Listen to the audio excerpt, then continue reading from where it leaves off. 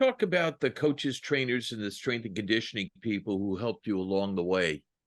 Yeah, I mean, we've already talked about my relationship with Coach Moorhead and Coach Briner. I most certainly wouldn't have been the player that I was without them too. They took a vested interest in me as a player and more importantly as a person to try and grow me to be the man that I am. And quite honestly, my story, and if you were at the Hall of Fame event, you saw my speech, and there's one person in particular that I mentioned, and that's our trainer Vinny.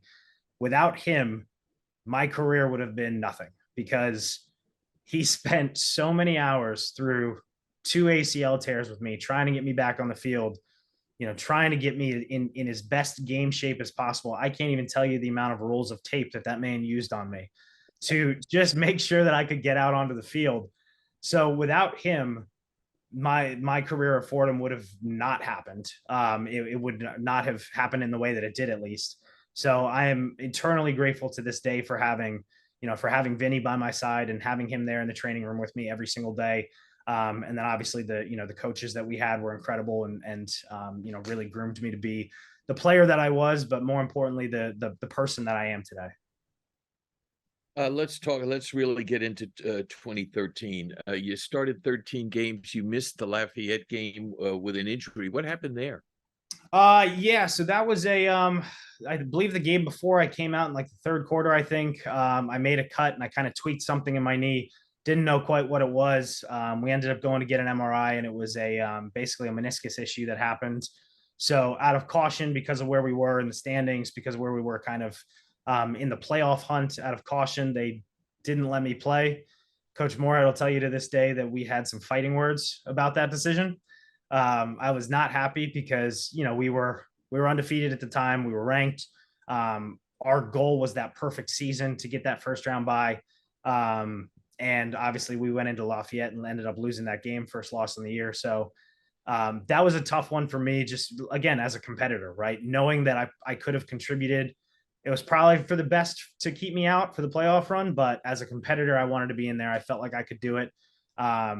So that was a tough one. That was a tough one for sure. But again, it probably was the right decision in the long run. You started 7-0 that season, en route to a 12-2 season. You averaged 37 and a half points a game, by averaging 5 touchdowns. You scored more than 50 points 5 times, one of them against Lehigh when you scored 5 touchdowns. You guys were never out of a game. Yeah. And beside that, were you just shocked when you lost? Well, again, that one loss that we had was a shocker, I think, as for the whole program. We went into the Lafayette game feeling really comfortable, even with my backup Pete Metzel playing. We felt really comfortable with that game. We felt like we could go in and take the game and continue our undefeated season. So that was a shocker. That was definitely a shocker. But I think going just throughout the whole season, again, it kind of goes back to the spring that we had and the fall that we had, just kind of being able to start the very, very first game, the very first drive of the season, hitting the ground running, firing on all cylinders. It was something that we just quite honestly had a lot of fun doing. Anytime we had to punt the football was a bad drive. We were not happy about it. We'd come over to the sidelines. Everybody would be, yelling at each other, trying to figure out what went wrong. Because our whole offense, that's our goal and our sole purpose out there was to score touchdowns. We didn't want to kick field goals. We didn't want to punt. If we didn't score a touchdown on that drive, it was a failure. So it was just a fun time. It was a fun group of kids. We all drove each other. All we wanted to do was get in the end zone, share the load. Like I said, we had 1,000-yard receivers, 1,000-yard rusher, 1,000-yard tight. I mean, everybody was getting touches on the ball. So it was a fun season offensively. And even when we lost to Towson in the second round of the playoffs there, we just had a couple of things just didn't go our way, but we played well on offense, put up 28 points against, the runner up that ended up being the runner up that year. So, a couple of things just didn't bounce our way that game, but we had a hell of a year. That's for sure. You set a school and Patriot League record with 20 consecutive complete passes at Georgetown that season. What's that like? Honestly, I didn't even know. I had no idea that we were at 20. And I didn't find out until going into halftime. One of the staff members came up and said, "Did you know that you were 20 for 20 up until that throwaway right at the end of the half?" I was like, wow, I just ended a streak on a throwaway to end a half. So that was I had no idea. I mean, you just kind of games like that, you just kind of get into a rhythm. You just kind of find the rhythm. You just kind of start coasting, and everything feels easy. Everything feels clean. You're seeing the football field well. The wide receivers are running great routes, getting themselves open. So that was something. Again, I didn't even know what was going on until I found out at halftime that I ruined it on a throwaway. We have to talk about the Temple game at Lincoln Financial Field, the home of the Philadelphia Eagles. There's 13 seconds left. You're on the 29-yard line, trailing 29-23. Give us the play-by-play. Well, that was obviously that was a game for the ages, a game to remember for Fordham football history, and being the first FCS win of the program. We went in very confident. We knew what we could do. We knew what we could put up points. We knew that we could move the ball. It was really just a matter of getting some bounces that went our way. And that's kind of what happened on that last drive there. I mean, we converted 2 fourth down conversions by a matter of inches. And then we got down to the 29-yard line there. And, we knew we were running out of time. We knew we had to get the ball deep. And we basically called a 4 verticals play. And it was just everybody get to the end zone. I start dropping back, start getting some pressure, start rolling out. And really all I could see in the end zone was actually Brian Wetzel was running the back line. So he was lined up on my left-hand side. I start rolling out to my right. He gets to the back line, and I see him start running in the back. I see the defender behind him. I said, oh my God, he's open. So I basically just tried to plant and get it up in the air, get it to him as fast as I could. And then from there, I actually got pushed down to the ground. So I didn't really see what happened. But I knew I got the ball off. I knew it was going to get to the end zone. It was just a matter of was he going to catch it or not. And basically I fall down to the ground, roll over, stick my head up, and all I see is Sam Ajala jumping up as high as he could. Ball gets into his hand, and then you just hear this massive roar from the crowd, and you knew he caught it. So that was an incredibly special moment.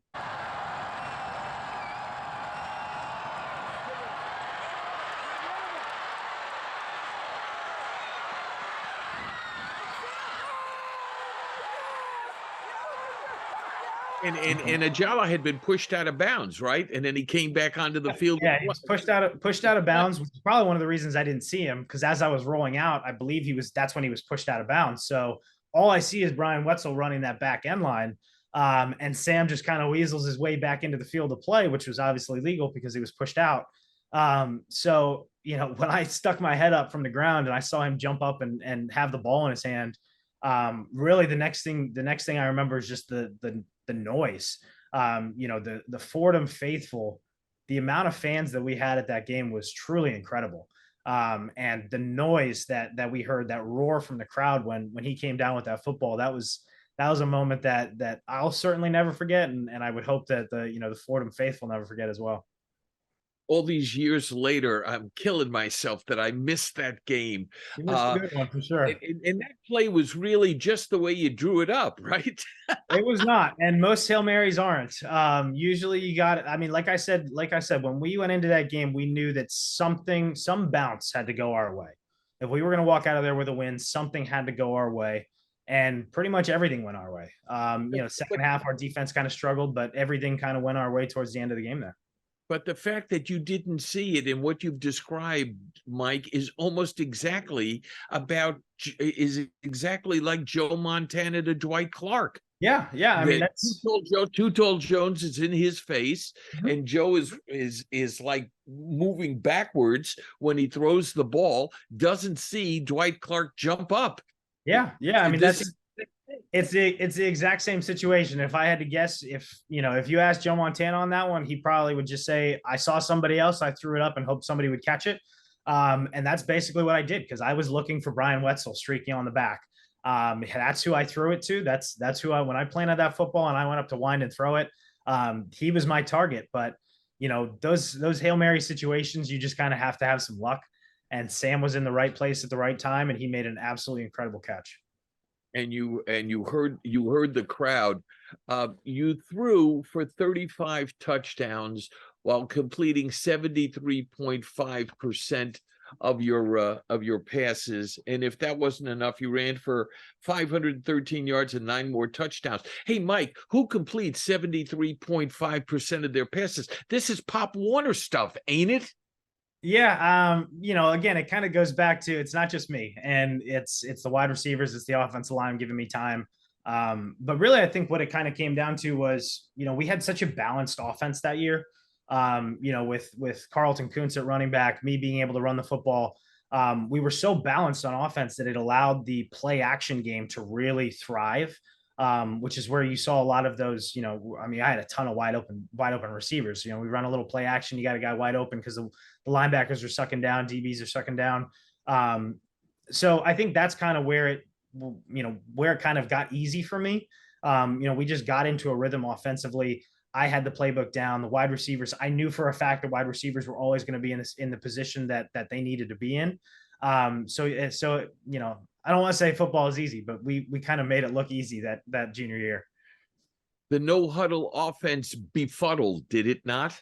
It did, and I think I think we snuck up on a lot of teams that 2013 season because we were running the Joe Moorhead offense the year before when I was hurt with Ryan Higgins at quarterback, but it wasn't the same offense that we ran in 2013. So we basically kind of added new wrinkles and teams weren't ready for it. And quite honestly, even towards the end of the year, when they tried to scheme us, we would scheme back. We would come up with something better. That's really an attribution to Coach Moorhead, our entire staff, Coach Briner, really scheming up an offensive game plan each week that was tailored to the defense that we were running, being able to check in and out of plays to get us into the right situation. That's really a coaching staff thing. And at that point, it's up to the players to go out there and execute.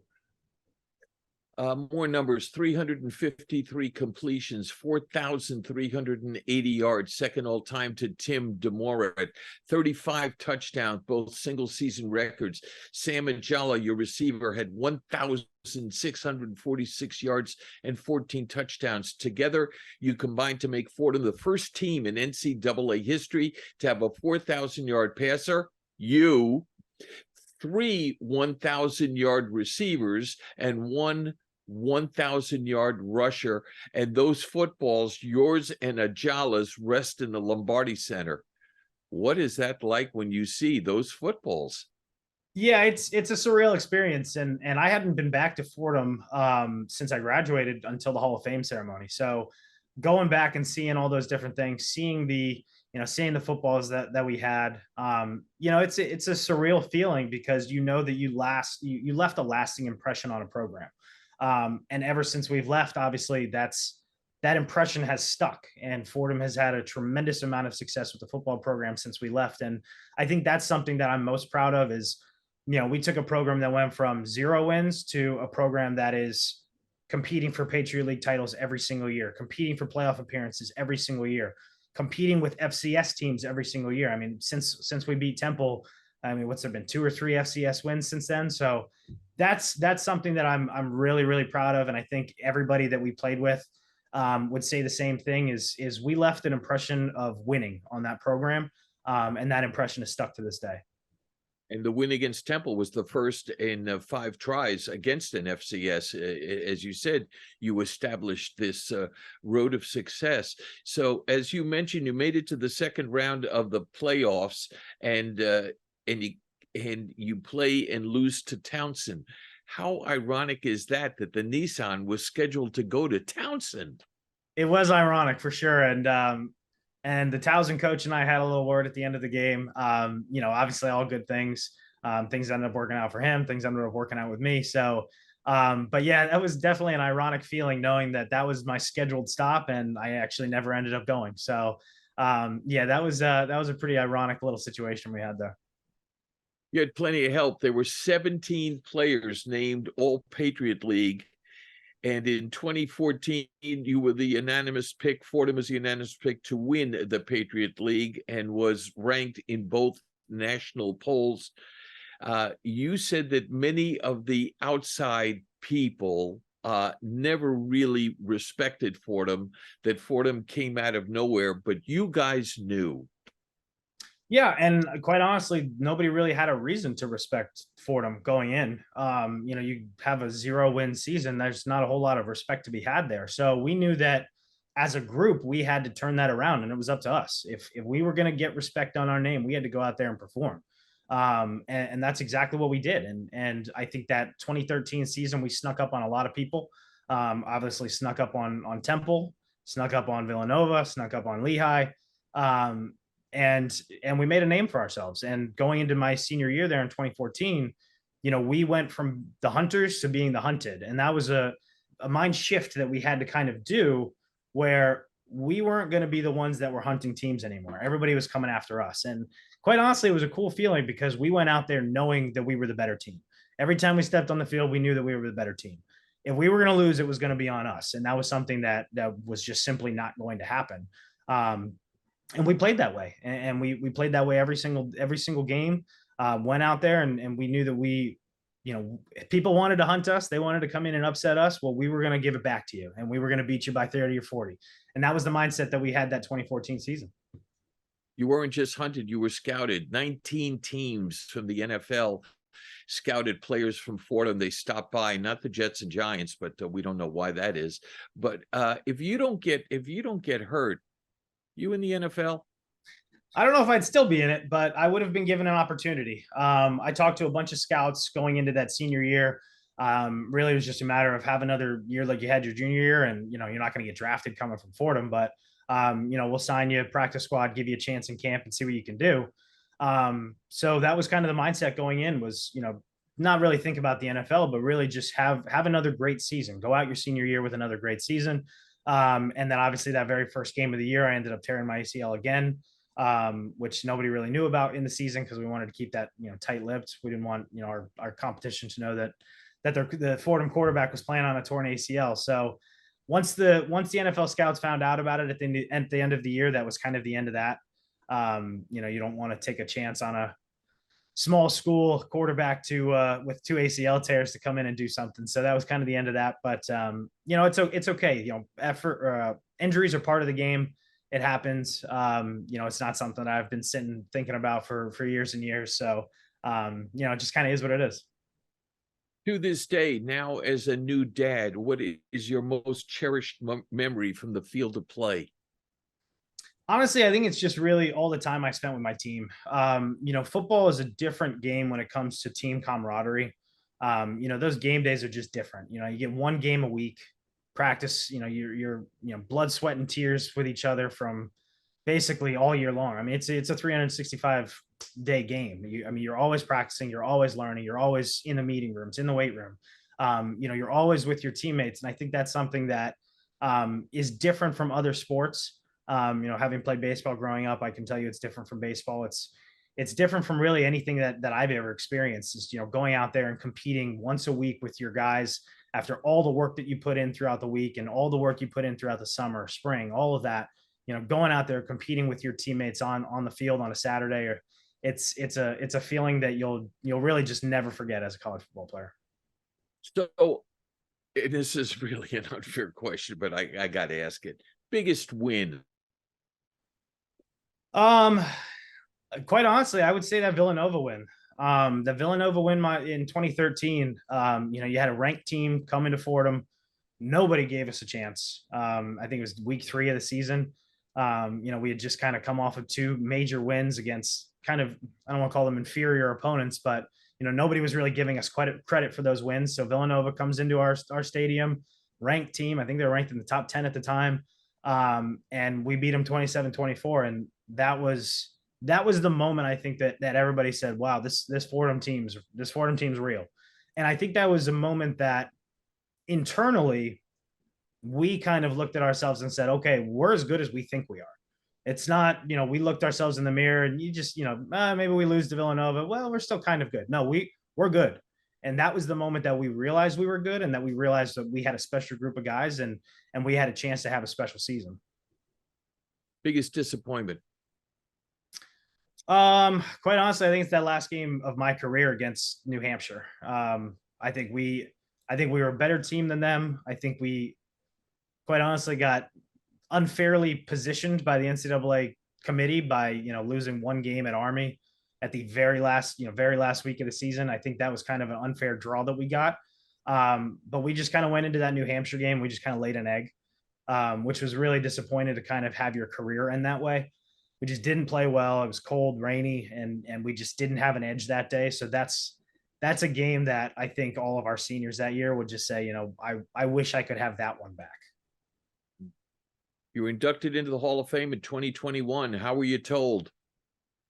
How was I told? I got a phone call from, I think it was Ed Cole, athletic. I think he was the interim athletic director at the time. I was actually just in my car driving home, got a random call from Fordham, and usually I don't answer random numbers. But I picked that one up for whatever reason. And Ed was on the other end of the call, and he told me that I had been selected to the Fordham Athletics Hall of Fame. And, that was an incredible feeling. Basically first year that I was eligible to get inducted, I was selected. So that was a really incredible feeling, and just a tremendous honor for me as an individual, as an athlete, as a competitor to be in such a prestigious Hall of Fame. What do you remember from the day of your enshrinement? Honestly, that ceremony was incredible. I didn't know what to expect. I didn't know how it would go. We weren't given a ton of details about it. I had obviously never been to one. So I didn't know what to expect, but it was truly an incredible day. I had the opportunity to bring my wife, who wasn't around during my college career. So she was able to come. She's pregnant at the time too. So we were, expecting the kid on the way. So it was just an incredible atmosphere, incredible people, and really an event that exceeded all of my expectations, and something that we had just an absolute blast being at. What are your emotions when you see your plaque, or you come back and you look at Jack Coffey Field? Yeah, I mean, it's really just a humbling experience, because as great of a career as I had, and I've said it multiple times now, I wouldn't have been anything without the teammates, coaching staff, trainers. There's so much that goes into a player's career, that it's just a humbling experience, and I kind of take my Hall of Fame enshrinement and kind of group all of those people into it, because without them I wouldn't have made it. I wouldn't have had the career that I did. So it's just really a humbling experience. You walk and see the wall, and you see all just the incredible historic names on that wall. Being a part of that is really just humbling, and you feel so much honor to be a part of that community. The floor is yours. What would you like to say in your closing remarks to the Fordham community? Well, I just want to thank everybody, from the very first moment I stepped on campus, really up until now. You guys have always made me feel welcome, made me feel comfortable, always been, there to cheer me on, cheer the team on. And again, it's an incredible feeling to see where the program is still at, and the success that they're having. That's something that as a player, you really just wish for and hope for, that you leave a lasting legacy, a lasting impression, not just for the years that you played there, but for all of the years after you. And I think that that's what we did as a group in 2013, 2014, was we instilled winning into that program. We made it a regular thing, and the coaches and players from then till now have taken that mentality and kept running with it. And you haven't seen any kind of dips in the program. So that's been truly an incredible thing to witness. So it's really just, I'm honored to be part of the Fordham community. I'm honored to be part of the Fordham Hall of Fame. And I really just thank every single Fordham alumni, Fordham staff member, everybody that was along for the ride that we had. I thank you guys so much. And, I'm honored to be part of the Fordham community. Good job, young Neebs. Thanks. It was a pleasure talking with you. And, again, I'm honored to just be a part of everything. So thank you. And, I hope, hopefully the Fordham Athletics just continues to succeed, and I'll continue to keep watching. Well, I'm honored to be able to have this opportunity to talk to wonderful people like you, and you've been such an asset to the Fordham community. Thank you so much, Mike, for being with us. This production has been aided and abetted by Athletic Director Ed Cull, Assistant Athletic Director Kara Field, and the indispensable and incomparable Joe DeBarry, member of the Sports Information Directors Hall of Fame. As the great Hall of Fame broadcaster Ernie Harwell once said, I think I've done all the damage I can do. Please note no animals were harmed, especially rams, in the production of this Zoomcast, nor any special effects used. And when all is said and done, there's nothing left to say or do. Thanks so much, everybody, for putting up with me, and we'll see you next time on Ed Randall's Talking Rams.